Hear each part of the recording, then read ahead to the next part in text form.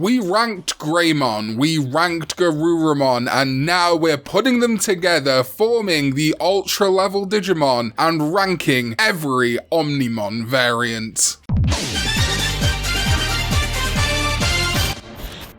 What is up, digital companions? I'm Karn EX and welcome back to my video, and if it's not welcome back, well, make sure you go digital and click that subscribe button, thank you very much. And yes, today we are ranking the Omnimon or Omegamon variants. Very quickly, last time, your boy did forget one. Not Kendo Garurumon though. A lot of people were like, oh, what about Kendo Garurumon? It's a dubism. Garurumon is its actual name, and it is apparently not considered Garurumon subspecies, though I would probably count it. But in my Greymon video, I did rank Grey Wars, but I didn't use my own logic and completely forgot Garuru Metal when I ranked Garurumon species, so Garuru Metal gets an A, and put him on the fridge. So yes, it all culminates this little mini trilogy we've done here with the Omnimon or Omegamon variants. Some people have been saying that I have not been putting any Digimon in F recently and I should just get rid of it, and today's the day. Strap in.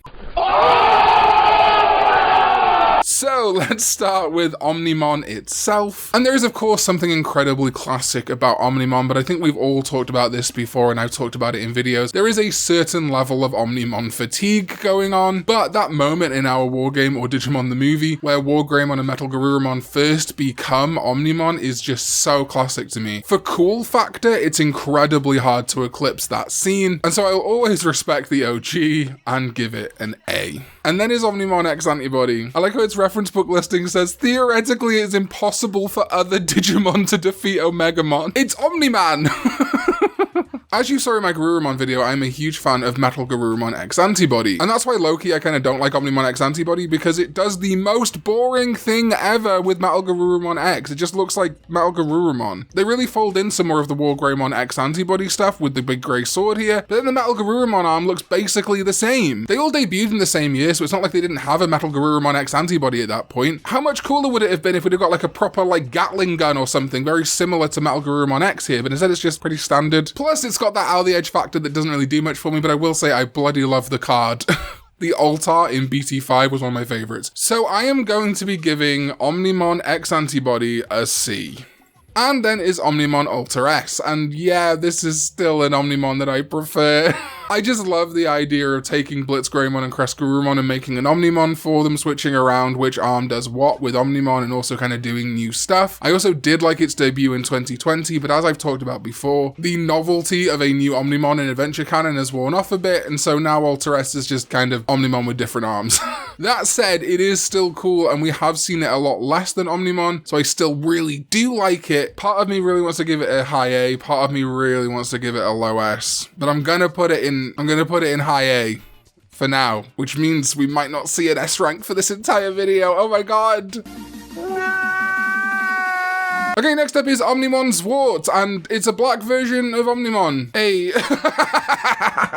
It's just cool, man. It's just a cool version of Omnimon. I love it. But then we have Zwart Defeat, and just look at this motherfucker. This is the most Tetsuya Nomura Digimon I've ever seen. I love that the Defeat version is such a spindly, tiny body held together with all these belts. An incredible amount of belts. Defeat is such a fun idea for an Omnimon, and it looks so goddamn cool, dude. Also, I really like that Abergele Core from Digimon Adventure 2020 is kind of an homage to Zwart Defeat. You can see how similar the two are. It's not an Omnimon variant, but it is very clearly supposed to evoke that feeling of Zwart Defeat. And yeah, this is just, you know when I talk about Out of the Edge, and sometimes Out of the Edge really works for me and sometimes it doesn't? I think in villains, Out of the Edge is really good to me, and it's when like heroes are too out of the edgy, I'm like, well, you're a hero. I think I really like Zwart Defeat, but I don't love it. Too many belts, 8 out of 10. No, I'm just kidding. I'm going to give Zwart Defeat, I'm going to put it at highest A for today. It really could. Ultra S and Zwart are nearly there. They're just not quite unique enough. No. And then we got Ultra B, and Ultra B is to Ultra S what Zwart is to regular Omnimon, and I think this is a really clean design. It's basically identical to Omnimon Ultra S, but some of those coloration changes are so nice, and I do really appreciate they kept the gold detailing that Ultra S has. This is one of the standout Omnimons to me that is barely used, to the point where in the set Battle of Omni, where pretty much every other Omnimon got a card, Ultra B didn't. Ultra B still only has a Hyper Colosseum card. Sort it out, Bandai, right now. Wow! Okay! Anyway, he gets high S. He's my favorite Omnimon variant, just putting it out there. And then is Omnimon Merciful Mode. Now look, Tri, like all media, is subjective. There are parts of Tri, the member berry parts of Tri, that I really love. There are lots of Tri that I really don't love. And that's okay. And if you love Tri, I have no reason for us to be in conflict. It's media, it's, anime, it doesn't matter. For me, Merciful Mode was a really, really, really fucking boring usage of that power. I already kind of thought Paladin mode from Revenge of Diaboromon was a really boring way to do that. I much would have preferred an Imperialdramon body, but then using the War Greymon and Metal Garurumon arms. That would have been super cool. And Merciful Mode just does Paladin mode again, just makes it white. And it's got angel wings, I guess. And sure, there is some definite, thematic stuff going on there. Personally, I would have given it butterfly wings instead of angel wings, the whole Wadakoji butterfly thing. That would have been cool. But more than that, it once again just felt like big erasure of important characters, not the band erasure. For me, I would have really liked this opportunity for all of these kids to come together and power up Omnimon to have really meant something. And now I definitely do agree that some people have said that a Megazord thing would probably be a little bit too messy. And I agree with that. I do think in this context it wouldn't have worked. But what about a really cool fight? Like I say, with the arm swapping ability that I think would be really good for Omnimon, where a Rosemon arm appears and Vine Whips the enemy and then it fades and turns into something else. Maybe a Hercules Kabuterimon shield or a Vikemon hammer arm or something. Just really show off more of the individual Digimon there rather than just Omnimon but white and angelic. For the plot purpose, the visuals don't matter that much, but I do think the fight could have been more exciting if more of the kids' Digimon had been shown off. And for a lasting legacy of the franchise, I really don't see that many people being like, ooh, I love Merciful Mode. Sure, there's people that do love it, of course. There is someone that loves almost every Digimon. But they didn't even use it in Adventure 2020 in the almost exactly the same situation. They used Alter S instead. So I am going to say, for me, both from a plot perspective in Tri and from a design perspective, plus its canonicity kind of folding in all the crest of the Digimon, I find it the most boring, and therefore, for me, it failed its purpose and gets an F. Damn! A lot of people are going to be like, well, you didn't give the bond forms Fs. Yeah. Technically, they didn't fail. Okay, and then we're going to move into some Omnimon adjacents, which might not be counted. I am personally going to count because I think they're as close to a Omnimon variant as something like Garuru Metal is. Part of my brain really wants to go back and just include all of the fire and light spirits, but what's done is done. We've got a Mega Shoutmon. I think this is a fun idea for a Digimon. I've always liked the idea of someone else's power augmenting a past Digimon. That's why I really do like the idea of Imperialdramon Paladin mode, but just find the actual execution a bit boring. And I do think that Paladin mode is kind of a accurate analogy or comparison Digimon to use here, because a Mega Shoutmon, it's got the power of a Megamon, sure, but Bitch swear. Apparently it's gold because it is clad in a Mega Inforce, which is like a Megamon's power. But I don't know, maybe I would have liked to have seen maybe its shoulder pads or something have a little bit of Greymon, a little bit Garurumon. Nothing too overt. It definitely feels more like a Shoutmon evolution and less like a Shoutmon with Omegamon power kind of thing. But it's still very good. But I'm gonna give it's above average, and therefore I'm gonna give it a B. I think if there was just a little bit more, maybe even just the crest of courage and friendship on each of its shoulders, that would have been something cool. Or something. I know that the fusion canon technically isn't the same canon as Adventure, even though there is crossover and stuff. It's messy, but it doesn't really scream like Omegamon power to me. It just screams honestly, it looks more like it could be a Golden Armor Digivolution. So a Mega Shoutmon is definitely more mech-like, and I actually really like this. The X antibody says that it kind of evoked more red energy from within Shoutmon, or a Mega Shoutmon. And I don't know, I think this really comes out nicely. I would love to see a Figure-Eyes amplified kit of this or something. And while yes, it is still missing some of those Omnimon parts, it at least feels cooler, I guess. This honestly to me feels like a very decent upgrade to a Mega Shoutmon, and while yeah, there is still slight out of the edge, it feels very competent, and it does feel in line with how I think the X antibody should be. In as much that it doesn't feel like a full level up towards Mega, but does still feel stronger, like I say, that kind of stage in between. So I'm actually going to give Omega Shoutmon X antibody a low A.